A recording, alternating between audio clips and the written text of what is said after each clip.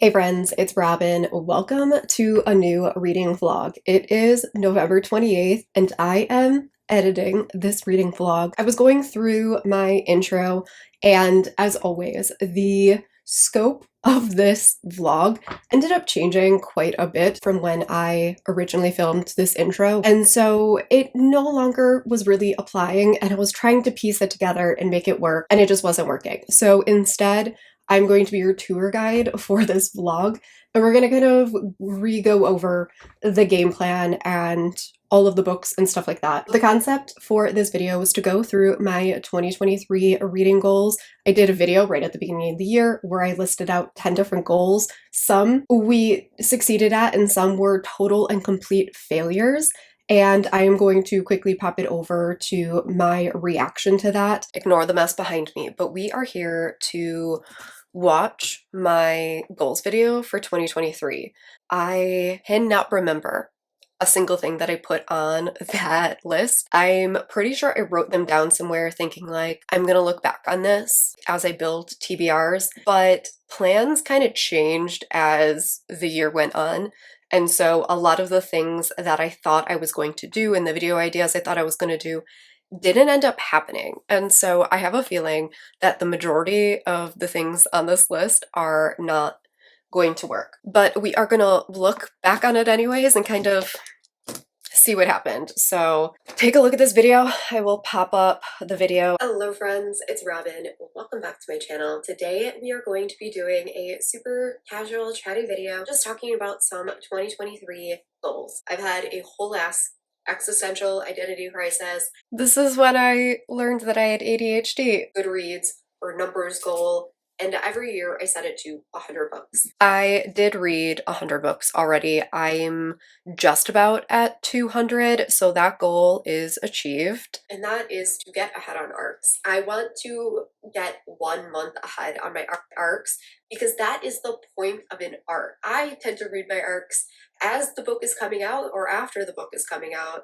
And that's not the point. The point is to read them before they come out. Yeah, I didn't do that. I have been better about finishing every month's arcs. So it is October 30th and I have read every single October arc that I had. And so I'm better about completing them. I am not reading them a month ahead though. That was an utter fail. So goal 3, finally hit the elusive 80% on NetGalley. I didn't do that either. I'm at 70. I wonder what percentage I said I was here. I'm already up to 72% on NetGalley. I've gone down 2% since this video. I've gone down 2% in my goal to hit 80% on NetGalley. I went from 72% to 70%. I literally never hit it. You still haven't? This is going to be our year. It's not.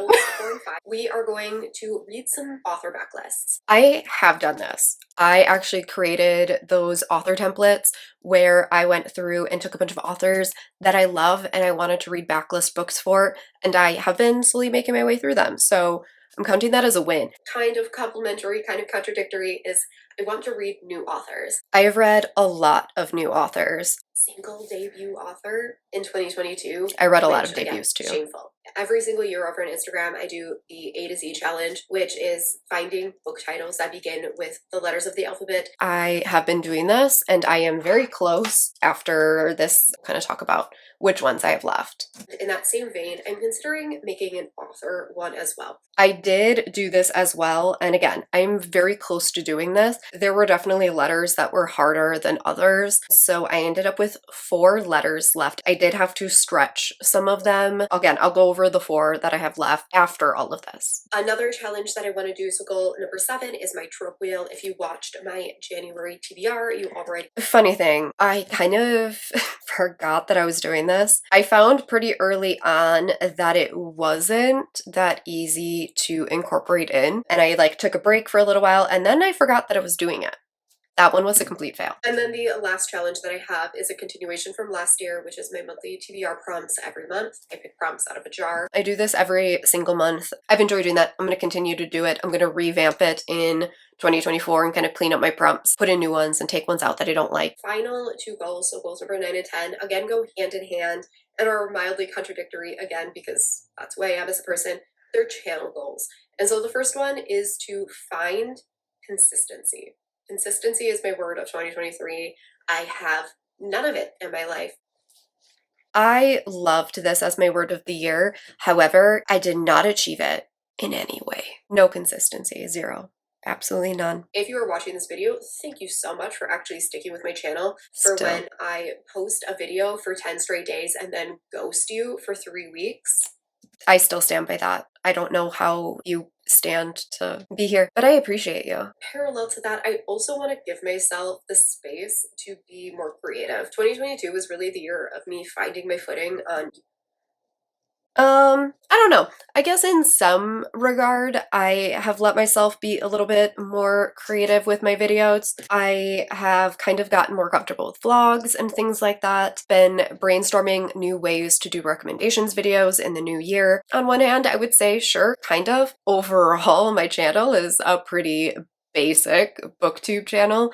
I do all of the basic videos. I don't go that far outside the norm. I definitely have, I think, a little bit more fun with my content over on Instagram. That's kind of a little look back on my goals that I had for 2023. We didn't do great, but we did hit some of them. So I'm gonna pop it over to talk about the TBR and what we're gonna read for this vlog. And so the plan for this video was to go through all of the goals that I didn't finish and see how many of them I could complete. The original plan was in 2 weeks, and it ended up being pretty much the entire month of November. The books that I originally chose didn't totally end up happening, and so we're gonna go through really quick what the TBR is going to look like and how this is going to get broken up. So the 5-star predictions were done, they're complete. A video going over all of those has already been filmed, and so I think it's coming in early December if I'm remembering correctly. So that one is done. For my most anticipated, here is the little graphic that we're going off of. There are 2 books on this that I haven't read and won't be reading in this video. First is Grim and Sunken Vow by Ashley Shuttleworth. The audiobook for this just came out today, the day that I'm filming this. I didn't get an arc of this or anything like that, so I don't know what I was thinking putting this on the TBR. The audiobook just came out, and I do want to reread the first 2 books, and each of the audiobooks is like 22 hours long. So, and then Endless Terrors by KJ Sutton is actually getting pushed back to 2024. This is going to be part of my TBR since the audiobook for this one comes out in February of 2024. And just like with the other one, I want to reread the first couple of books via audio, and if I'm going to be rereading them via audio, I kind of want to read the new one via audio. That's just getting pushed back by a couple of months. And we were left with 3 books off of my most anticipated list. And I think the way that I'm going to break this up is we're going to go through it category by category, and I'm going to introduce the book to you, and then we're going to pop over to my vlog clips of me reading that book. So the first one off of my most anticipated list is A Power Unbound by Freya Marske. So this is the 3rd and final book in the Last Binding series, which is a historical fantasy romance series that is set in Victorian London, and we are following this world where magicians exist, and they are able to tap into the ley lines, and throughout the series you are learning about how magic came to be and some people who are trying to steal magic, and things kind of go awry. So last night I needed to start a new book, so I went into A Power Unbound by Freya Marske, which is the 3rd and final book in the Last Binding series. I got like 7% in. I am going to need to go back and read a little bit of book 2 or like find a summary or something like that. I kind of forgot a lot, and I'm forgetting who's who. And so I need to refresh my memory of book 2 a little bit, because I know that we've met the other hero in this book, and I just can't remember which character he was. So I'm gonna do that. But so far, I was enjoying it. I forget how funny this series is as well. There's a lot of like really dry humor in here. I have such a good time with this series. Hello, my friends. It is Monday morning, and I have a lot of reading updates. I am now about 50% into A Power Unbound, and I think the last time I updated you, I was like, I need to remember what happened in book 2. And I did end up grabbing book 2 and just kind of like skimming the last like little chunk of it to remember who is who. I don't know if any other people are like this. I'm not a big historical reader. One of the things that always gets me in historical is that the characters, especially the male characters, have like a dozen different names because they go by so many different things. It always throws me for a loop because I'm like, wait, what's your last name? I thought your name was this. And it's like, well, no, that's his title.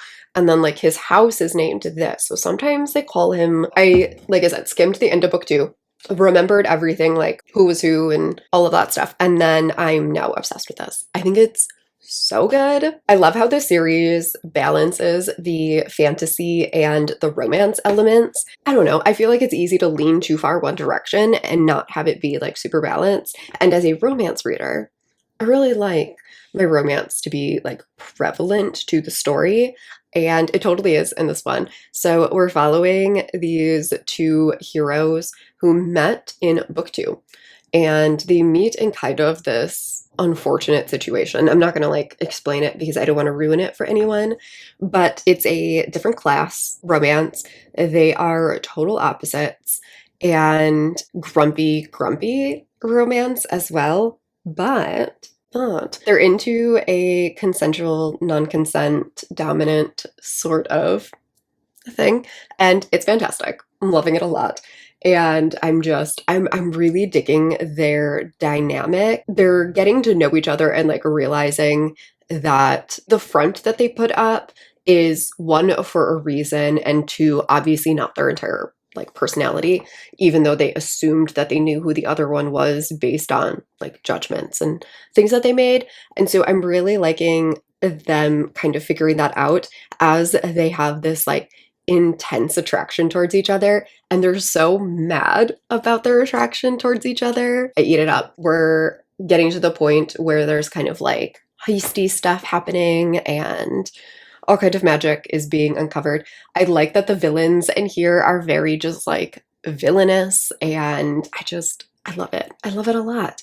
So such a good time. It's really funny. We got to a point where something bad happened, and I'm curious to know if it's one of those things that was like planned or if it was like a true betrayal. I do have to listen to this one significantly slower than I do normally for audiobooks. I'm listening at like 1.75 speed, and normally I listen at 2.25, but the narrator has a very strong English accent, which works so well for the book, but I'm not used to hearing it, and so my brain takes a little bit longer to process, so I needed to slow down a little bit. Hello. It is Wednesday, and it is almost 6 o'clock. I have been trying to update this vlog all day today, but I have been filming.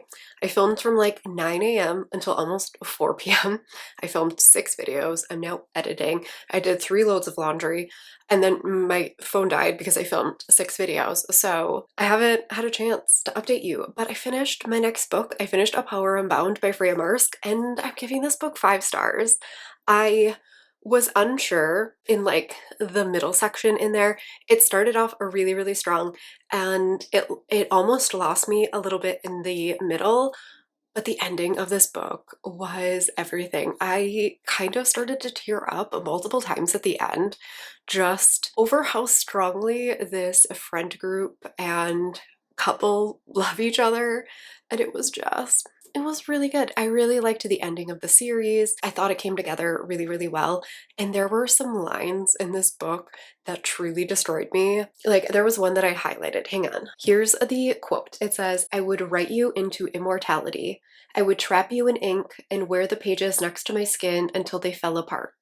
Kiss me until I know you. Kiss me until you know me, and unmake me and love me anyway." I was like on the verge of tears. I loved it. 5 stars to that. I'm really glad the series ended on a high note. Most anticipated book number 2 was Madam by Sarah Kate. This is the final book in the Salacious Players Club. It was originally a 4-book series. We got 2 additional spin-offs. Both this and book 5 were on my most anticipated, and I hated book 5. I hated it. So I was very nervous going into this one, especially when I saw that this book is like 500 pages long. Luckily, I was able to get an audiobook for it. This is a throuple that is following Eden, who is one of the doms that we have met throughout the series, and she ends up getting into a relationship with a already established couple that she has a history with, and it gets real messy. That means I need a new audiobook. So I decided to get the audiobook of Madam by Sarah Kate. I'm still a little salty over the fact that this book is 500 pages long, but I think it's one of the only other audiobooks that I have, and I don't want to read a 500-page book physically. So let's see. Anything else? I think that's it. I'm gonna go back to editing because it's 6 o'clock and this video was supposed to go up yesterday. I did start the audiobook for Madam by Sarah Kate. I'm like 15% in. I'm not very far in. I actually just started it like while I was out running errands today. And I'm actually really liking this so far. I like it a lot more than the last book, so fingers crossed it stays that way, but I'm already liking the dynamic between our main characters. We met the hero in, I can't remember which book it was. It may have been Highest Bidder that we met him. And we've known a little bit about Eden for the rest of the series, but in this one, you are actually getting to know the real. You are kind of learning all these secrets that she has kept from absolutely everybody. She ends up having a dom-sub relationship with our hero, and he really opens up to Eden, and he falls head over heels for Eden. And because of all the secrets that Eden has kept and her reluctance to let go of those secrets for quite valid reasons, she ends up breaking things off with him, and he is heartbroken. And at that same time, he ends up getting to know his boss's daughter, who is a few years younger than him. She and he end up getting quite close and eventually starting a relationship, and he is very much so falling in love with her, but does not know how to share this part of his life with her because he is worried that it will like get in the way of their relationship. And when the heroine does find out, she wants to learn all about it. And so she actually goes to Eden, and Eden is not happy, and she does not want to be brought into this because she has very strong feelings for the hero. And that's kind of where I'm at, is they are all now aware of each other and aware of the situation and trying to figure out where that leaves them. I'm enjoying it. I'm going to keep listening to it. I'm editing some videos and doing some stuff. I have a little bit of time before I need to head out again to go get my nails done for my friend's wedding. And then I have the rest of tonight. So good morning. The chaotic week is over. It is now Monday. And I actually finished some books last night. I really wanted to finish these books earlier in the week, but past week was just nuts. It was all a blur. I had a great time. My voice is a little raspy. It was a lot of talking over the weekend and things like that. So I wanted to update you on the books. So I did finish Madam. I totally forgot where I was for a second. I finished Madam by Sarah Kate, and I ended up giving this 4 stars. I really enjoyed this. I didn't fall in love with it the way that I did some of the other books, particularly Praise.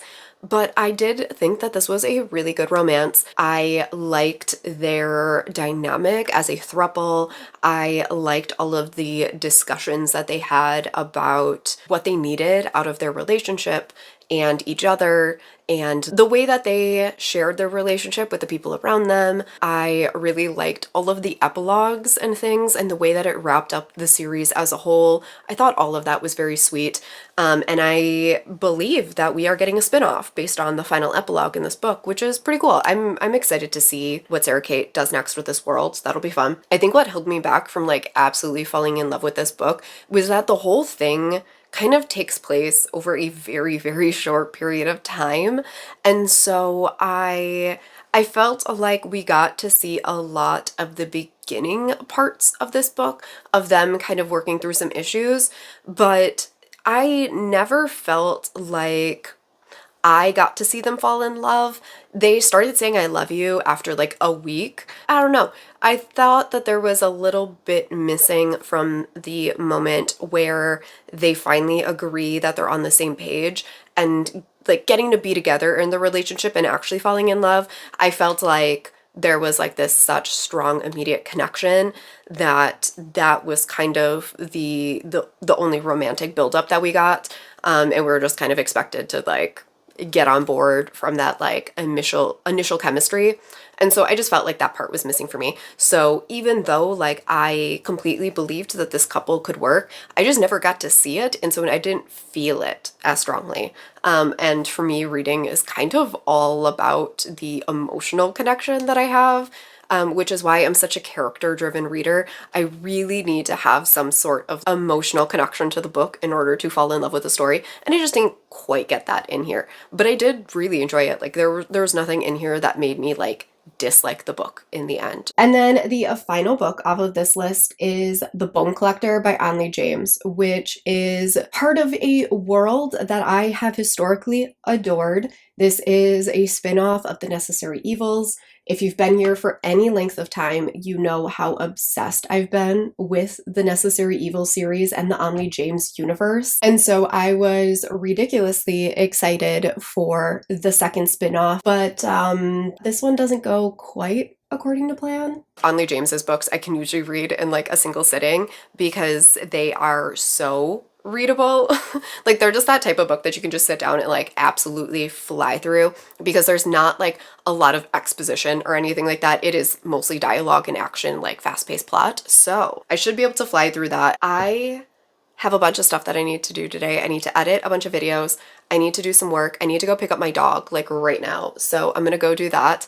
And then when I get back, I'm gonna do some work, both my full-time job and then this channel, and then I will pick up The Bone Collector tonight. I've been like itching to get into it since I wasn't able to this weekend. I will come back to you with my first impressions of The Bone Collector. It is the next day, it is Tuesday, and I made a whole bunch of progress on The Bone Collector by Onley James. And I'm already like 40% in because, like I said yesterday, this series is so readable. Like Onley James's books are so readable. I thought that this one was going to be student teacher, and in a way it is. However, I wouldn't have classified this as a student teacher romance because these two actually know each other going into the situation. So I would have classified this as a bodyguard romance. Our hero was a kill for hire, and he was part of this organization with this other woman, well, with a bunch of people, but both him and her were friends, and they got like benched for different reasons. And her son had an attempt on his life, and she asked her best friend, our hero, to like watch her son until she could like neutralize the threat. The son is like 21 or 22, like he's not like crazy young or anything. I mean, he's young, but he's not a child. And so it starts off as a bodyguard romance. And then right at the beginning of the book, our hero, Park, gets asked to go be a teacher at Project Watchtower. And by asked, he is like told to go there. And he's like, well, I am watching Gift. Like, I need to protect him. And the guy's like, cool, we'll get him into the school. And Gift is now a handler at the school. Essentially, it is like a buddy system of a psychopathic serial killer and a handler. He immediately gets close to the like guy that he is paired up with, whose name is Peyton. And so he asks for help from all of the like people in his, they're called pods. Think of it as like a like floor of a dorm. He asks for all of their help in seducing Park, and the two of them end up having this like very intense night together. I think that this is going to have a bit of a dom sub thing going on because Gift really likes being told what to do, and he really likes praise. I think I only have like 3 hours left in this book. Like I was flying through it. Hopefully I can finish this today.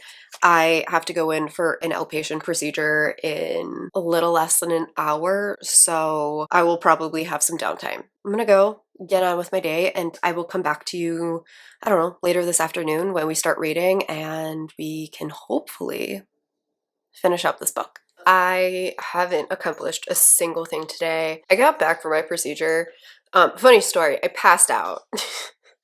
It did hurt. It wasn't from the pain that I passed out, but I had this thing where when like IVs and stuff are taken out, I get very woozy, and apparently that translated to this HSG that I got. So that was fun. But I was in a little bit of pain. They told me that the pain could last like up to a day, but like I couldn't even like read or anything. Like I just kind of chilled and watched some videos and stuff. I ate some French toast and now I have Chinese food. So I'm just like living large right now. But it's like 4 o'clock, eating dinner at 4 o'clock. So that's fun for me. I'm just gonna like chill here on the couch. It's like practically dark already. So I'm just gonna sit here and maybe put on some background noise. Hopefully I can finish this up today. I am now realizing that I put my Kindle on top of a cat. Hi. Hi, I didn't know you were in there. She likes to bury herself. Oh, bless you. She likes to bury herself in the blankets, and then she's so small.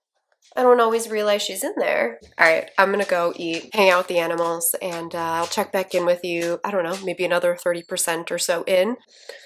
I'll come back to you in a little bit. What you doing? Just checking things out?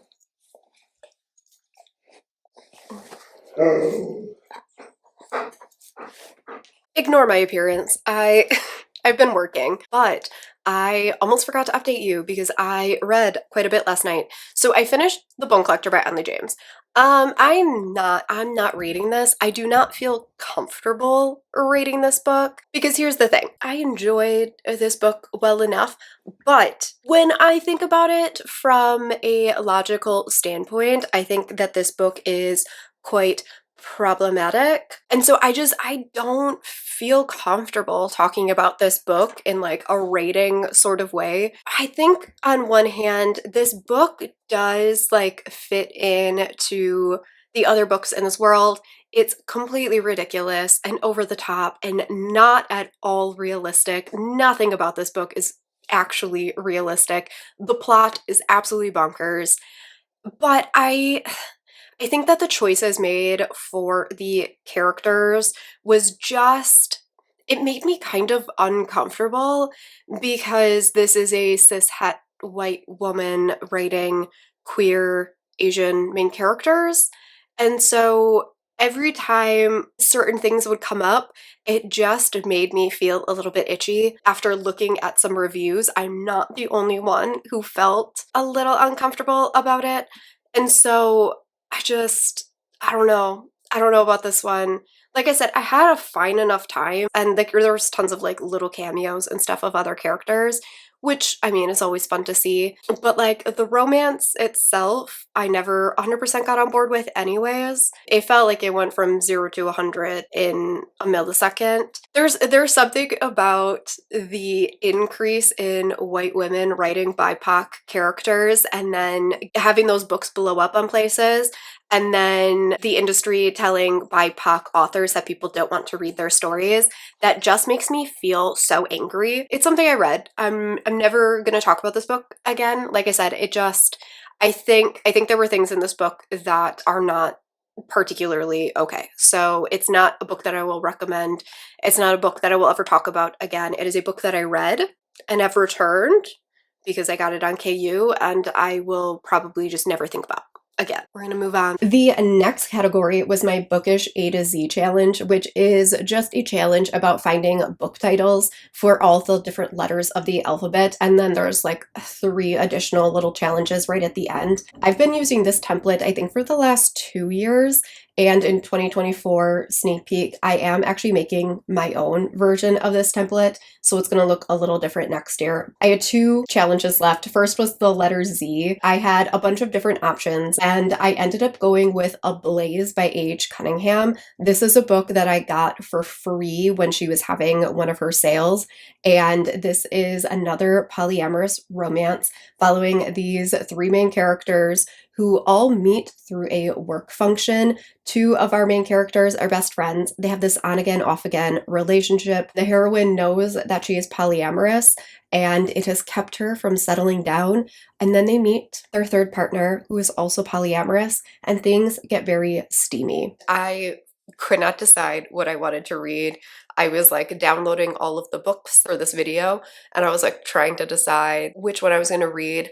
And I made an Audible and changed out my book for the letter Z because Ablaze by A.H. Cunningham has been sitting in my KU library for almost a year, I think. I haven't read book one yet, but that's okay. They're all like pretty much standalones. This one is following this heroine who is a hairstylist and she wants to become a fashion designer. She ends up getting this opportunity to design costumes for Carnival. And it is a throuple between her and her on again, off again best friends with benefits guy and a new guy that they meet. The new guy's father is going to be a donor to the best friend's company. And so the three of them end up meeting at this company event and immediately sparks fly, and it is going to be their romance. And I'm excited for it. I really liked the beginning of the book. Like, as soon as I started reading, I was like sucked in. The beginning of this book talks about food so much. I was just saying that I was like, I want to go to here and eat all the food. It's not crazy long. I want to say it's like 290 pages. That's kind of where we're at reading wise. I am going to go drink some coffee because clearly I need it. I'm gonna go teach yoga. We are getting brunch with one of my husband's coworkers, I guess. One of the city managers that is in like a city that like borders the place that he works, recently moved here from Texas. So we're gonna get brunch with him and his husband. That's the game plan. I will come back to you after brunch and we can figure out where we're gonna go from here. I picked up Ablaze by A.H. Cunningham. So this is what I'm reading for the letter Z in the title. I think like 31% in, if I'm remembering correctly, and I'm obsessed with this book. It is just so well written. Like the chemistry between the characters is so intense and I love it. Like every time they're on page together, even when they're not interacting, you like feel the tension between them. Like heat radiates off the page. Like it's so well done. I love the discussions around kink that the characters are having. I've noticed as steamy sort of romances has gotten more popular that a lot of the books that get really big are very steamy, but not very true to the kink that they are representing. And so there's a lot of things in there I'm like, that's not really safe. This is doing a very good job of going through like the discussions and things that need to be had before engaging in that sort of a relationship. I love watching a character who's like, I am not made for love and relationships. That's not possible for me. Slowly get undone by the characters that they meet to the point where they're just like, I literally cannot live without you, so I guess I am. It's another thing that I just like eat up. I love it. I love seeing especially dominant male characters just fall to their knees for the love interest. I love it. It's one of my favorite things in romance. So hopefully I can finish one of these today, but we shall see. Because it's gonna be a week, guys. I'm going to go get started at work so that I can hopefully get some stuff done today, and I will check back in with you whenever I have another reading update. I honestly could not tell you the last time I updated this vlog because this week has been a complete and utter blur, but I have done quite a bit of reading, so I just kind of wanted to pop on and update you on where we're at. I am nearly done with Ablaze by A.H. Cunningham.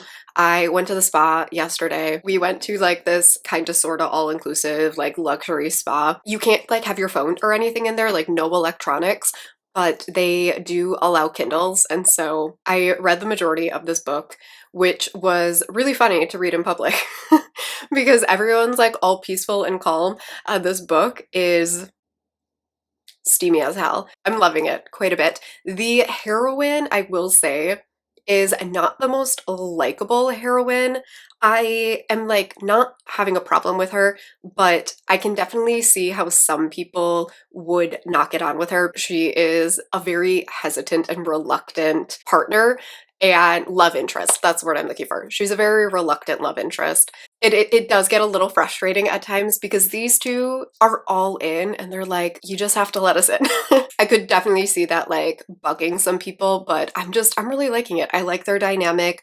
I like the discussions around expectations around relationships because the heroine is very reluctant to be open with her family and friends. She knows that she is polyamorous, but does not know how to be honest about that, especially since her parents are a bit more conservative. And so she is trying to figure out how this works in our society and world. And so I do really like that discussion because I think that is definitely something that polyamorous relationships probably do struggle with. Like, there is a stigma in our society about non-monogamous relationships, and I really appreciate that. I always really appreciate the discussions that A.H. Cunningham brings up, just because her books are so fantastically queer, and they really do hit on some of the struggles that can come along with that. I finished Ablaze by A.H. Cunningham, which I also gave 4 stars. I did think it was fascinating that I somehow ended up reading 2 throuple romances at the same time, one of them being MFF and the other one being MMF. I really liked this one too. I thought this was fantastic. I love how queer A.H. Cunningham's books are. Not only are they extremely queer, but it really shows both sides of having that support system that is like with you through thick and thin and like loves you through everything, but also showing some of the more difficult aspects to this. She really does a great job of making this relationship feel like it is placed in our real world and is highlighting both the difficulties that you can have as a queer relationship, as well as always having this beautiful found family that is there to support you fiercely. And so I really enjoyed that aspect in here because our main characters have such a good like friendship group. Even like getting to see the heroine's family come to terms with her relationship, because she talks about how like her family is so important to her, but they are like very traditional, and her trying to figure out how to be herself and be true to who she is without harming and hurting her family. And so like that was a very big hang up for her, and I thought it was a really great discussion to have.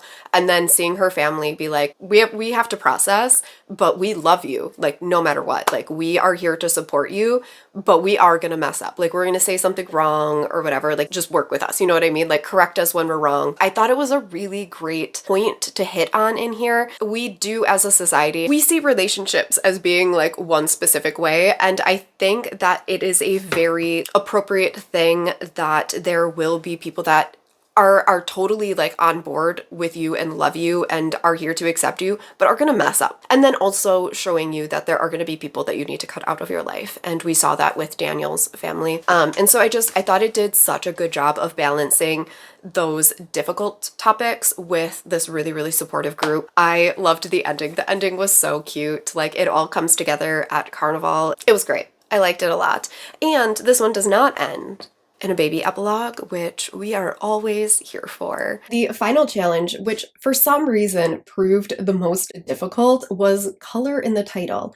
When I tell you that I searched my Goodreads high and low for a book with a color in the title and could not find one, I was ready to leave this one blank. But then Berkeley came through and sent me A Dawn of Onyx by Kate Golden, which was a fantasy romance that was never even on my radar.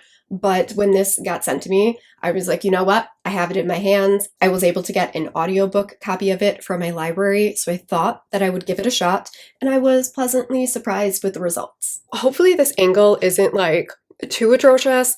I'm trying to do my makeup, but my mirror is against this wall, and there's like no good place to put my camera, so you're just kind of like perched up there, and I had to tilt it down, and it's just, it's a whole thing.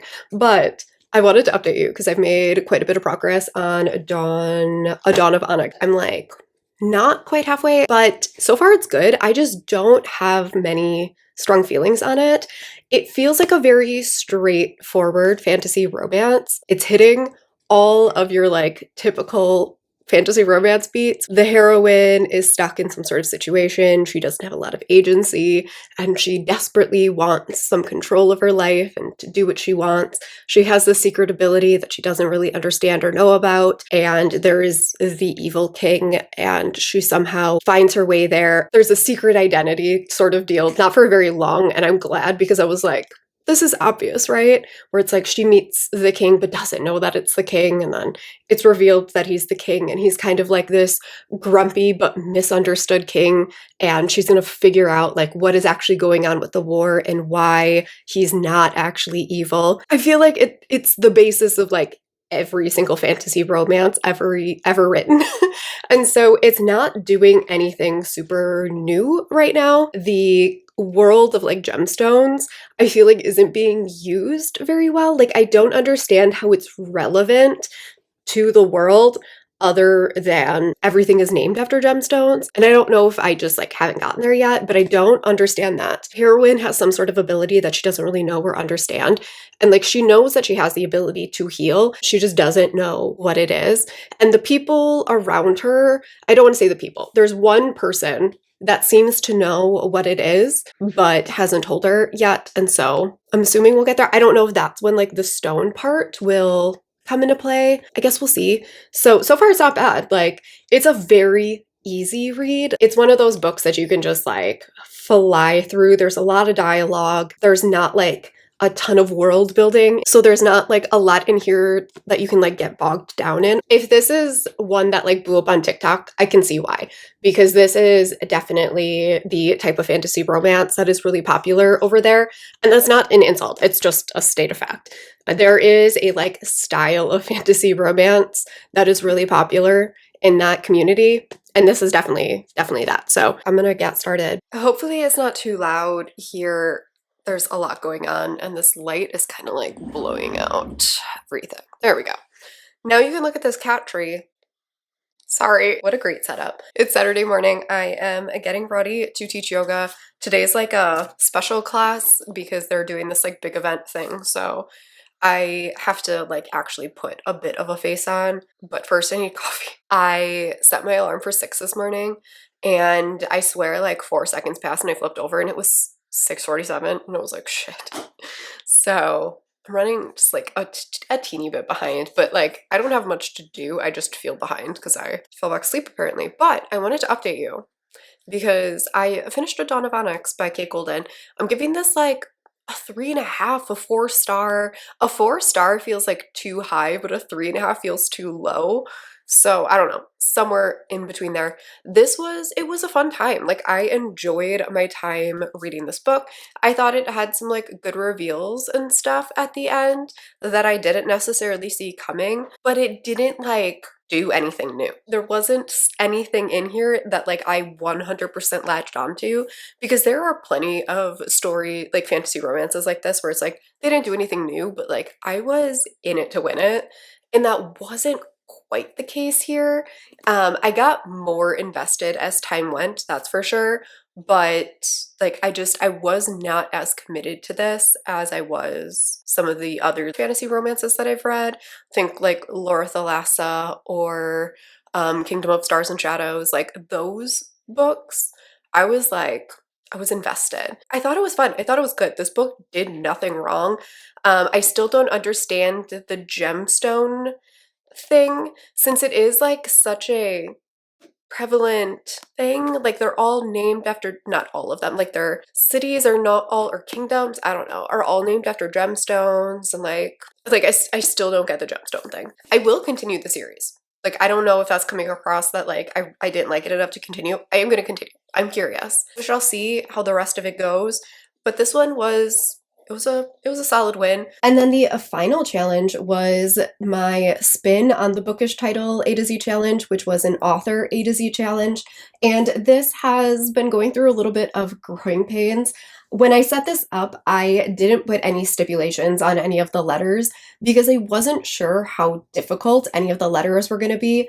And so I need to kind of go through this list and see which letters proved to be more difficult than others and tweak the requirements a little bit. So there were 4 letters left that I needed to complete. First was the letter I, which I never expected to be difficult, and I really struggled to find something for this one. And originally I was going to put Morbidly Yours by Ivy Fairbanks on this TBR, and I did attempt to read this one, so here's my failed attempt. The last book that I put on this TBR was Morbidly Yours by Ivy Fairbanks.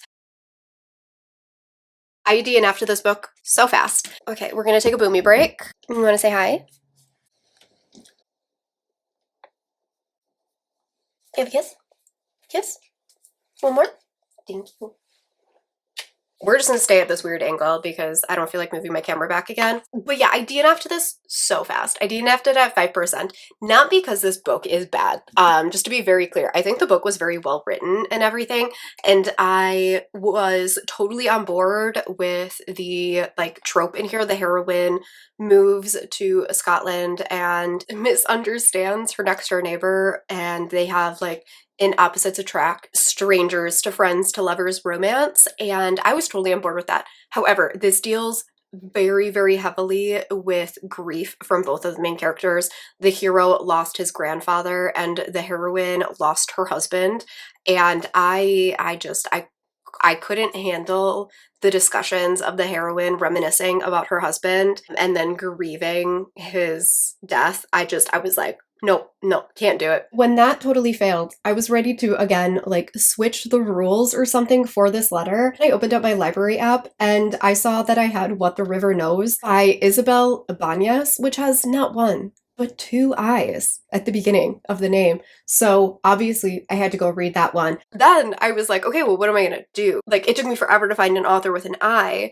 And so I'm like sitting there, I'm like, I don't know any other authors. And I went over to my library and I had this book checked out, which has an author with 2 eyes. So I don't know what I was thinking. I'm pretty sure I found this from Heather from Hia Booktubes. I want to say it was in her fantasy romance TBR, I think. And apparently I just requested it from my library and downloaded it and then promptly forgot about it because that's who I am. I was like, why not? So I started listening to this yesterday. It's a little bit long, but I can listen to it pretty quickly. So this is a historical fantasy romance. I think it's technically YA, but our heroine is like 19 and the hero is like 2021. So it's YA, but if there was a new adult age range, it would be a new adult. And it is an Egyptian, slightly fantastical adventure fantasy sort of story, and I'm actually really enjoying it. Essentially, the heroine grew up in Buenos Aires, and her family for half of the year lived in Egypt, and they would never let her come with, and she had no idea like what they did over there other than they did some sort of excavation and like searching for artifacts and things like that, but she had no idea like what they actually did or who they knew out there or anything like that. But she dreamed of going with them one day, and then on her 19th birthday she receives a letter from a solicitor telling her that her parents disappeared into the desert and were never found, and so they are presumed dead, and she decides that she is going to go to Egypt. And so she disappears on her family and jumps on a ship, and she shows up in Egypt, and her uncle who lived there and worked with her parents sent like one of his employees, who is our hero, who's like this 21-year-old Englishman, and he is trying to get her back onto the ship to send her home, and she's like, bye, and she like disappears out like into the crowd, and she's like, I'll find my own way. She ghosts him and like shows up at her parents' hotel because she knew like the name of the hotel and stuff where her parents were staying.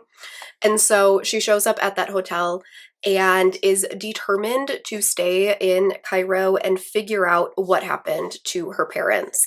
And everybody is trying to get her to go back because there is something darker and like more devious going on that no one wants to tell her about. She is like, I honestly do not care. Like, I will do whatever it takes. And I'm really enjoying it. One, I love anything that has to do with archaeology, and this is so much fun. The heroine is that like perfect balance of being kind of feisty and hard-headed without it coming on too strong. And she's like very aware of her limitations and things and like what she does and doesn't know and how to use who she is as a person against other people. Like she's very smart.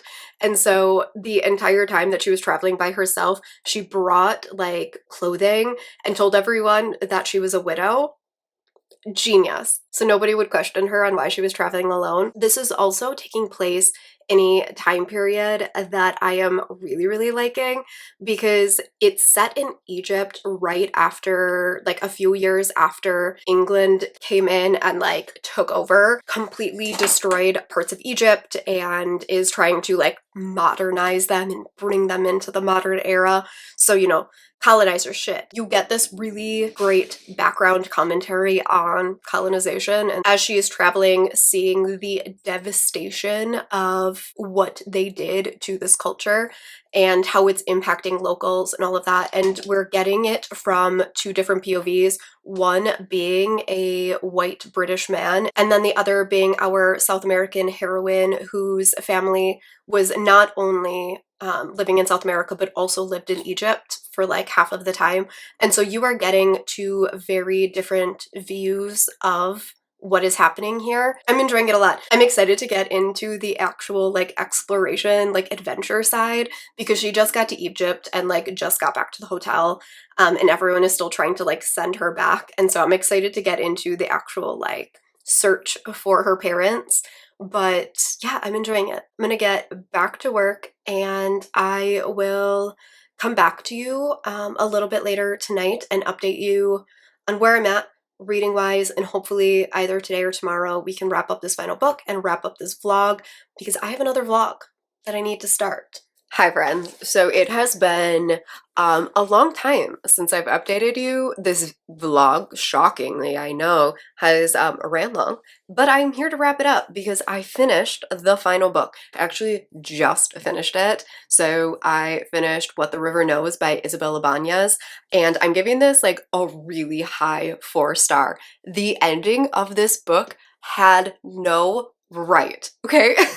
It had no right to do that to me. The middle of this book dragged just like a little bit for me. So the end or the beginning like started off really strong and I was really enjoying it. Like right before she got to like the adventure part, I was like, okay, I'm like ready for this to go. And then they got to the island and I was like invested. The only part of this that like dragged for me was the part with her mother because I saw it like right away and it was so obvious that I was like, okay, like I see what we're doing here. Can we like move it along? As soon as like that whole thing like came to light to her ending of this book, oh my god, did not shy away from anything. I did not see some of the twists and turns coming. I am desperate to know that epilogue. I mean, I need the second book. I need it. I need it desperately. And it doesn't even have a title yet. I don't know how I'm gonna survive. This was so good. The writing was good. The characters were good. I loved everything. I loved it. I also think that this did a really good job of integrating some discussions around colonization and the stealing of history and culture and artifacts by colonizers. This was a period of time that I knew pretty much nothing about, late 1800s Egypt. I didn't know much about this. At this time, this is taking place right after England came in, Britain came in, essentially destroyed Alexandria and took control of Egypt and remained for apparently like 100 years. As soon as I started realizing like when in time this was happening, I ended up doing like a whole bunch of reading. Like I ended up pausing the audiobook and went to Google and was reading about this time period because I didn't know much on that topic. Shavi from Purely It's a purely romantic over on Instagram. I'm gonna have her linked down below, asking as people are doing their wrap-ups, particularly people who are reading diversely, to add in categories of a book that challenged you and a book about a time period that you didn't know and a book that, and so she shared a bunch of different prompts and things like that. Definitely hit home for this one because this was a time period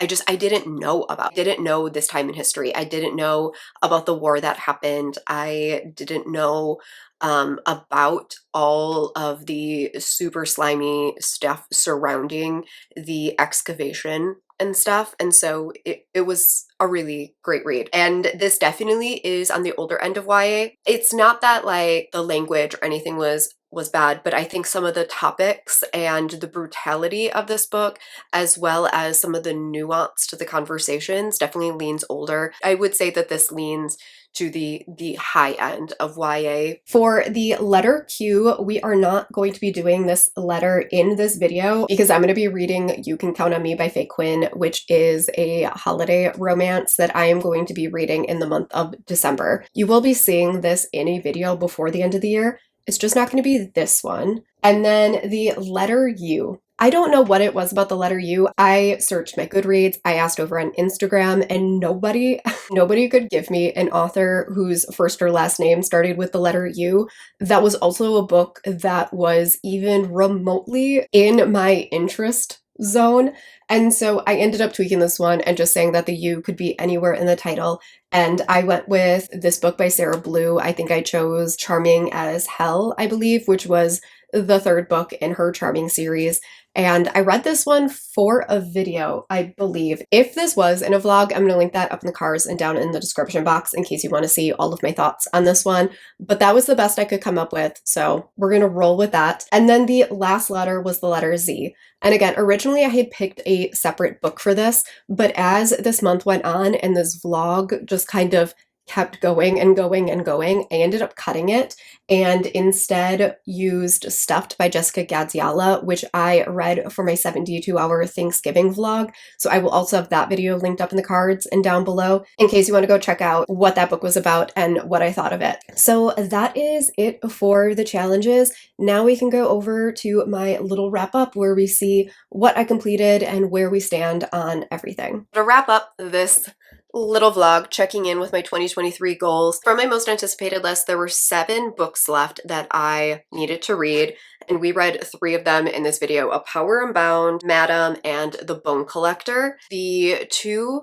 that I am going to be reading very, very shortly is The Fake Mate and The Ruined. So those are going to actually be in my next vlog. So that's why I didn't read them for this one. For my bookish A to Z, we completed this entire challenge. Excited to finish a challenge. And then the author A to Z, I had 4 of them open. Q, I'm going to be reading You Can Count on Me by Faye Quinn. So that is going to be it for this vlog. We were able to finish 1 entire challenge, and now I am very nearly done with the remaining 2. So let me know down in the comments how your 2023 reading goals have gone. Let me know if you accomplished them. Did you forget about them? Did you totally fail at them? I feel like we always have such big dreams at the beginning of the year, and the year always seems to get away from us. I will have a new round of goals. My 2024 reading goals video should be coming sometime in December. So that is going to be it for this video. Thank you guys so much for watching. If you made it all the way to the end, I will see you in my next video. Bye.